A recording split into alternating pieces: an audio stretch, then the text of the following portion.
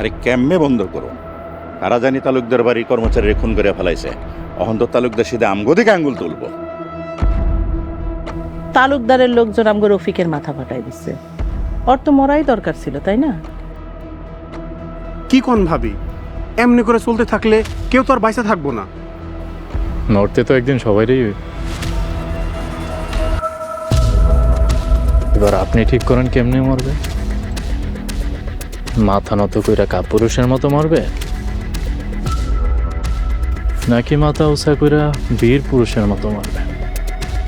বীর পুরুষের মতো মাথা উঁচু করে মরণ দরকার। ঠিকই কইছেন খালুসা। কিন্তু এমনি খুনাখুনি করে লাভ কি ভাইজান? এর থেকে আপোষ করে নেওয়া ভালো না? রুহুল, তোর শরীরের রক্ত শীতল হয়ে গেছে। তুই যে মির্জা বংশের যোগ্য উত্তরসূরি, এটা তুই ভুলে গেছস। তার মানে আপনারা এসব রক্তারক্তি থামাইবেন না? প্রশ্নই আসে না। কেউ যদি তালুকদার বাড়ির কোনো রকম ঝামেলা করতে আসে, তাইলে তারে আমি উচিত শিক্ষা দিয়ে দেব। খালুজা, আমি আপনার লগে আছি।